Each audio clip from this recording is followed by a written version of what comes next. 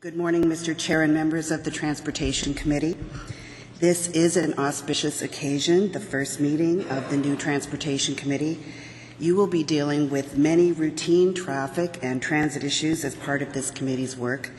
In addition, you will be dealing with some critically important transportation decisions such as Hurontario LRT, My Way expansion, selected road network expansion, and support for Metrolinx's investment strategy. Handling these issues, large and small, is requiring a shift in thinking about how transportation is aligned with growth and community vision. To set the stage for further discussions, I'm going to talk about the factors and trends impacting our transportation system over the past 20 years and how that has helped to shape us as a city. I then want to discuss some of the areas we need to focus on in the future to meet the challenges we face. We're going to review how our growth has shaped Mississauga and the way we move, the factors that affect our travel behavior, the opportunities and challenges that lie ahead, as well as tools for the future. A little bit of history. Many of our communities in Mississauga, as you know, date back over 100 years. In communities such as Port Credit, Streetsville, and Lakeview, whose formative years were during the first half of the last century, the built form consisted of smaller single-family homes with narrow streets and walkable neighborhoods close to jobs, stores, and services. Building roads and road capacity and designing our communities and neighborhoods around the private automobile started in this era. Toward the latter part of this time period, we first saw the movement to separate employment and commercial uses from residential areas. Between the 1950s and the late 1970s, the car reigned supreme. Communities in Cooksville, Applewood, Malton, Meadowvale, and Lorne Park became less dense, with wider roads and a greater separation of employment and commercial uses from residential areas. This was the time of new town development, with low-density development, and the more disconnected homes were from employment and commercial areas and arterial roads, the better. Transit was introduced as a service for those who couldn't afford a car, and routes wound their way through circuitous subdivisions on their way to destinations. With the 1980s and into the early 1990s, we began to see more employment commercial growth, and places like Erin Mills and the downtown start to take shape. There were some modest increases in density, but the focus remained largely on communities designed around the automobile. No match found. And then came new urbanism and smart growth, and the link between transportation and land use, and the impact of the transportation network and choices on community. In the late 1990s, the concept of a different type of planning began to emerge in North America.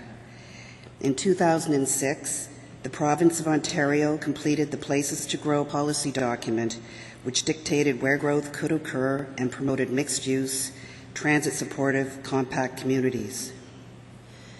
The Metrolinx Big Move Plan was introduced in 2008 to promote better connectivity and integration of transportation services across the Greater Toronto and Hamilton area, and including a number of strategic capital improvements to the region's network. In 2009, the city approved its first strategic plan, which brought greater clarity to our values and aspirations and provides a touchstone to measure our progress against our aspirations as a city. Among the plan's pillars is MOVE, developing a transit-oriented city, and CONNECT, completing our neighborhoods. With the introduction of the new official plan in 2011, we were able to translate our strategic plan to another level to shape our decision-making as a whole, and from a transportation perspective, promote better connections between our neighborhoods, providing transportation choices and making our city more walkable. With these shifts in direction, we start to see a transformation of the city, its built form, and how we move.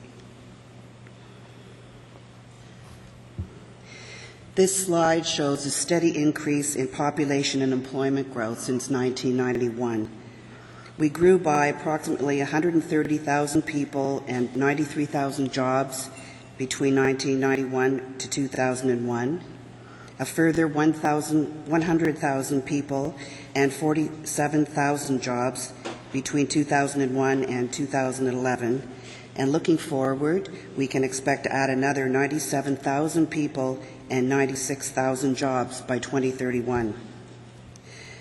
While the numbers are relatively consistent, the growth will largely occur on lands that are considered infill or where opportunities exist for intensification in areas Council has identified in our official plan. The end result is a higher level of density across the city generally, and over time, a gradual slowing of the rate of growth that can be accommodated. We not only need to manage our own growth in terms of transportation, but we are also impacted by what happens around us.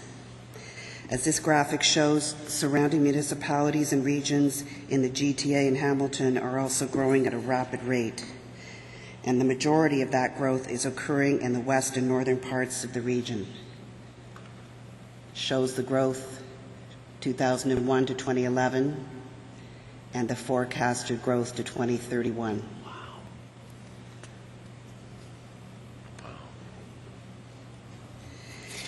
As part of our evolution, we have changed the way we look at our city and how we plan to accommodate future growth. By focusing on our downtown, major and community nodes and corporate centers and our areas for intensification, we are aligning our growth areas with our major transportation corridors and facilities. This provides greater support for growth and takes direct aim at one of our strategic pillars of developing a transit-oriented city and providing increased transportation capacity. At the same time, we are ensuring that we will remain well connected as part of a larger region.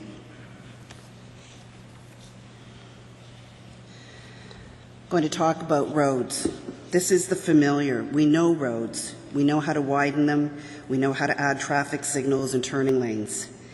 But the potential for road expansion is limited, and so, in fact, is the desirability of doing so in certain cases. This shows the AM peak period auto driver trips destined to Mississauga in thousands in 1991. Our transportation behaviors and challenges know no municipal boundaries. The flow of morning rush hour car traffic into Mississauga from the surrounding region has steadily increased over the past 20 years, with the bulk of those increases coming from the remainder of Peel region and the neighbouring municipalities in Halton region. While this trend is encouraging from an economic perspective in that it's showing an increase in the number of jobs in Mississauga, it also puts increasing pressure on our road network. Equally encouraging is the trend we are seeing for Mississauga residents, as there is a sizable increase in the number of people who are choosing to live and work in Mississauga. As this graphic shows, we are seeing a significant amount of growth in the number of trips starting and ending within the city during the morning peak period. While this does put added pressure on our road network, it also decreases the distance traveled and provides us with the opportunity to encourage commuters to use modes other than the automobile as we improve our transit and active routes.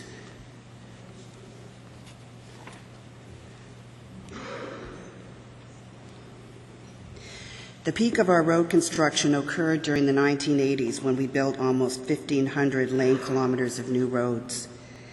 The city added over 1,100 lane kilometers of roadway between 1991 and 2001, but that figure dropped between 2001 and 2011 to under 500 lane kilometers.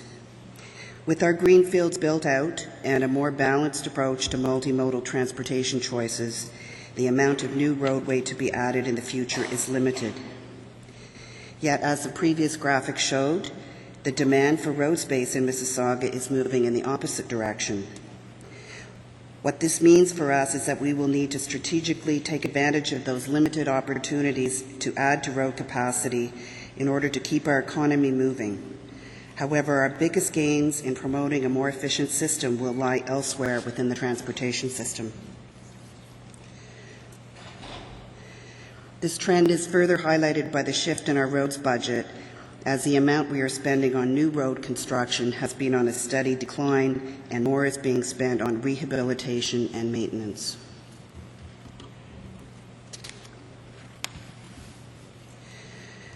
We are experiencing roadway congestion on a broad scale across the city.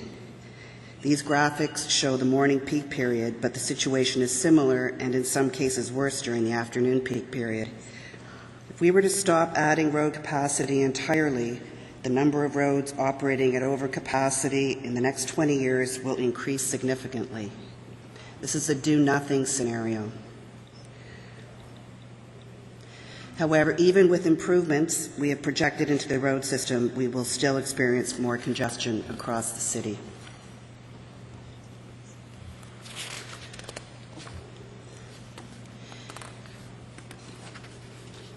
In response to this, the city, the region, and the province have identified a series of key road projects over the next 25 years that are aimed at improving our internal capacity as well as our links to the broader region. Lane additions and intersection improvements are planned for a number of arterial and collector roads in Mississauga, with an emphasis on network connectivity and employment areas. Capacity improvements to the provincial network are planned along Highways 403, the QEW, Highways 401, and Highway 410. Funding for many of these projects is not yet assigned, however, and for our own capital projects, reducing development charges will make the timing of construction a challenge.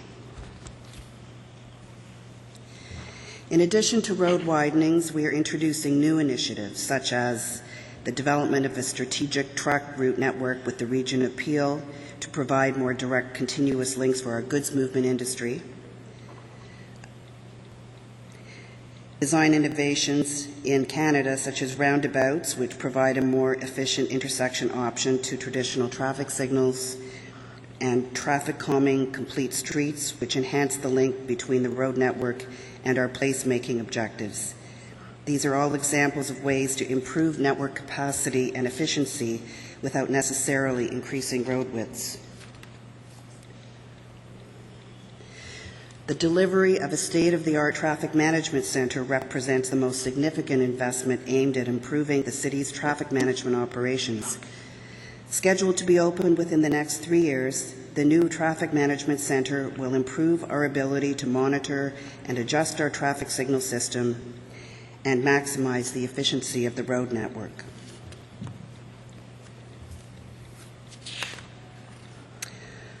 In looking at our transit system and services available in the city over the last 20 years, we've seen a significant increase in commitment to expanding and increasing our services, and Council has been consistent in its approach to supporting and growing our transit system despite funding challenges. In the last 15 years, we've seen an almost 50% increase in the size of the bus fleet, from just over 300 buses in 1996 to almost 450 buses in 2011. This is a graphic of the city's My Way Express service. As the city has put more investment into the system and built up the overall level of service by delivering express bus service and the soon-to-be operational Mississauga Transitway, the greater capacity and convenience of the overall system has meant a higher level of service to our customers. As an example, the recent introduction of the new 108 express route from Islington Subway to Meadowvale Corporate Centre, which is scheduled to start service this October, will increase the accessibility of one of the city's major employment hubs, making it more attractive to current and prospective tenants. This added investment has translated into increased ridership.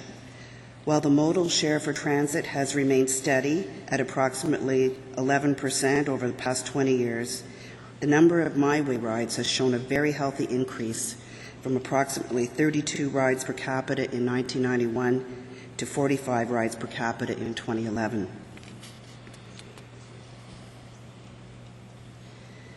Go Transit also comprises a significant part of our transportation system. This graphic shows the daily number of Go buses stopping in Mississauga City Centre, which has become one of the busiest hubs for Go Transit, connecting us to major cities in the western part of the GTAH, such as Guelph, Oakville, Brampton, Waterloo, and destinations in the York region. The number of bus trips dropping off and picking up passengers from the terminal has more than doubled, from 205 bus trips accommodating approximately 4,000 trips per day in 2005 to 550 bus trips in 2013, serving approximately 10,000 passengers daily during peak operations.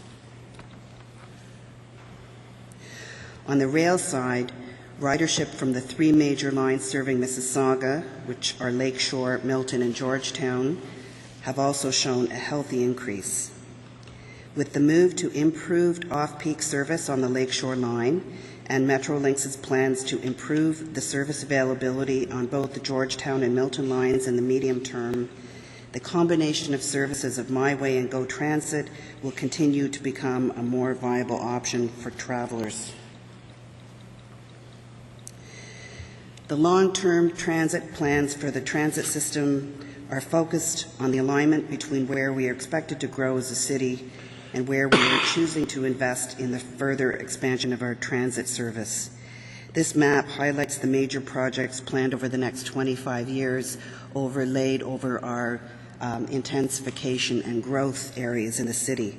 They include the Mississauga Transitway, the Huron-Ontario Main LRT, the Union Pearson Express, and in the longer term, enhanced two-way GO rail service and the Dundas Street BRT. The Huron-Ontario Main LRT represents the next and largest transit project on the horizon. When constructed, it will have a capacity to carry 5,800 passengers per hour in the peak direction, replacing approximately 3,200 vehicle trips. Proposed to run from Port Credit in the south to the Brampton GO station in the north, the LRT will link 3 GO rail stations, 2 urban growth centres, which are Mississauga City Centre and downtown Brampton, and 5 mobility hubs, Port Credit, Cooksville, Mississauga City Centre, Gateway Terminal, and Brampton GO. This is a very important component of the regional transportation system and is currently among Metrolinx's next wave of proposed transit projects. Preliminary design for this project is underway, with the environmental approval process expected to commence within the next few months. In addition to physical and service improvements to the transit network, we're also looking at a series of technological improvements to enhance the customer experience and increase our ability to deliver quality service. Our Smart Bus initiative includes automatic vehicle location, which monitors system performance, next stop announcements in compliance with accessibility requirements, and security video surveillance to improve overall safety for passengers and operators. Other technology solutions include next bus arrival information signs at main terminals, automatic passenger counters to allow us to more accurately track ridership, and traffic signal priority that will improve our on-time performance and provide a more attractive option to our customers. In addition to some of the larger capital investments we've made to our road and transit system over the last 20 years, we've also invested in expanding our walking and cycling networks. This investment has not only been done as a way of complementing the road and transit networks, but also as an acknowledgement of the significant role that active transportation can play in our overall mobility, health, and quality of life. In 2010, Council approved the city's current cycling master plan and established the Cycling Office in 2011. The master plan contains 62 actions and 79 sub-actions.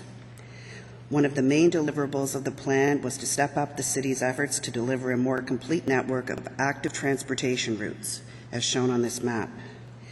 When completed, the network will provide over 800 kilometers of primary, secondary, and off-road trails and facilities.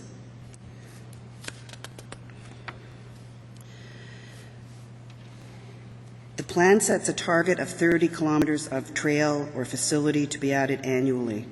During the first full year, we were able to deliver an additional 45 kilometers.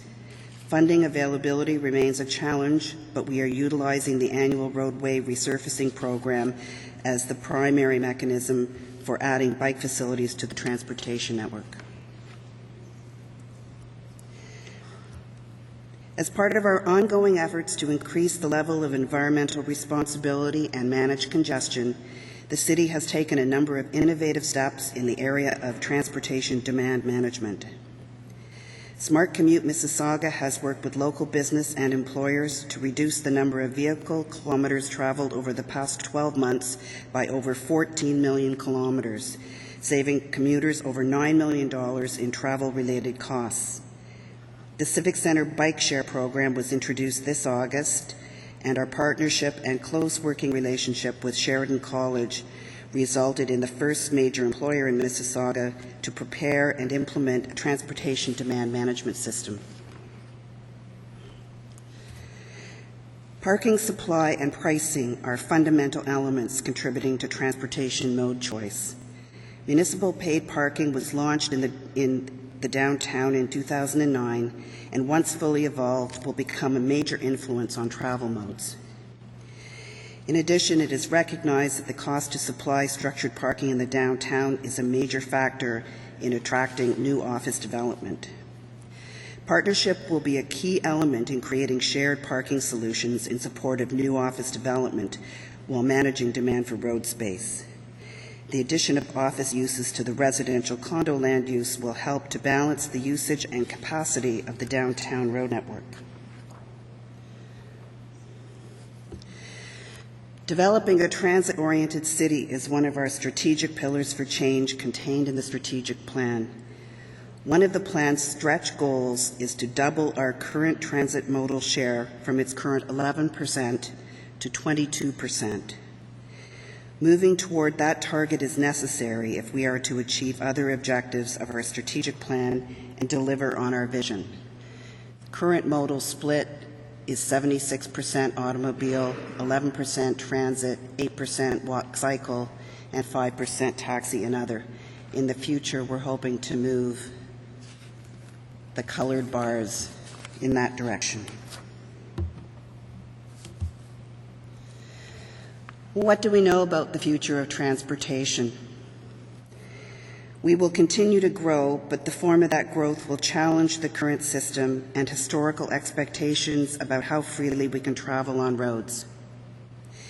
We can expect continued demand to connect people and places, and with that, the need to come to terms with more congestion on our roadways and transit system.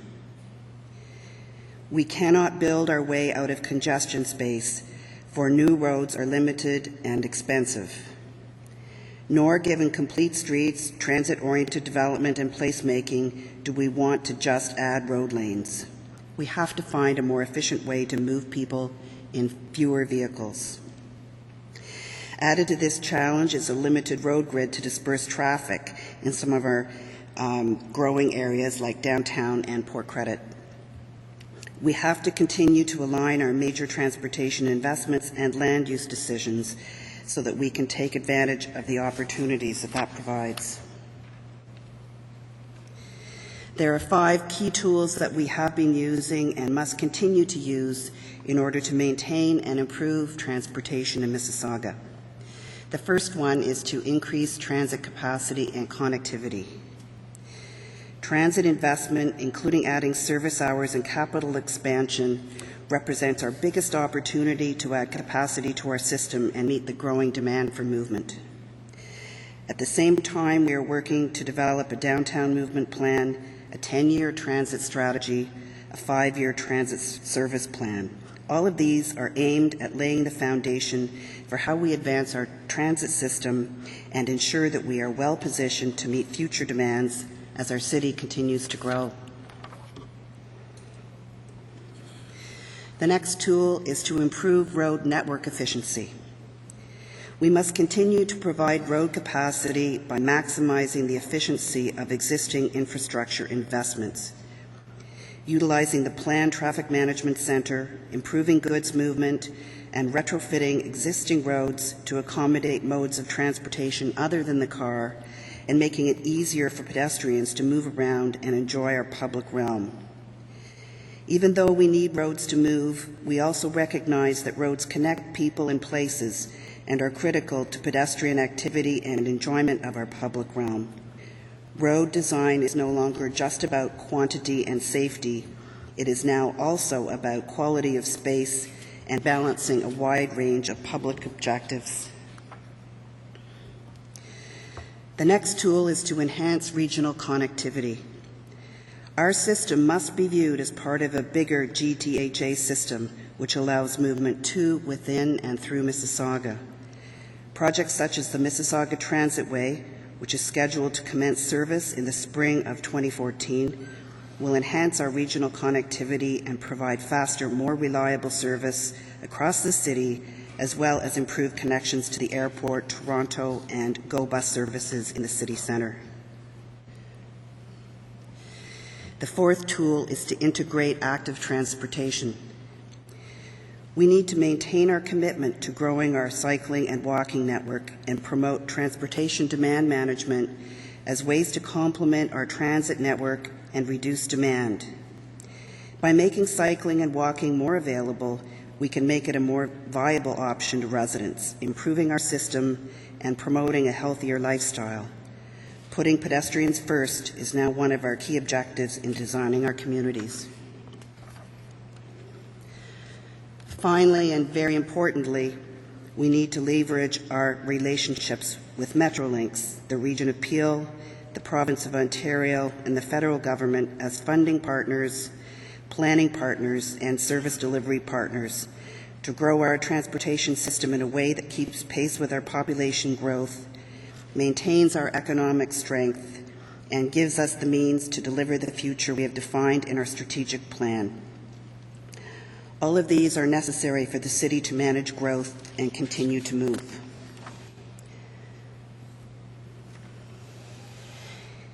In conclusion, how and why we move is directly affected by the way we have grown as a city. We can improve our mobility by investing in a system that provides convenient and reliable transportation choices. With continued growth in the form of higher density and more compact built form, we have an opportunity to integrate more sustainable transportation choices like transit, walking, and cycling. And the delivery of a sustainable transportation system will rely on ongoing partnerships among all levels of government and the community. Thank you very much for your attention.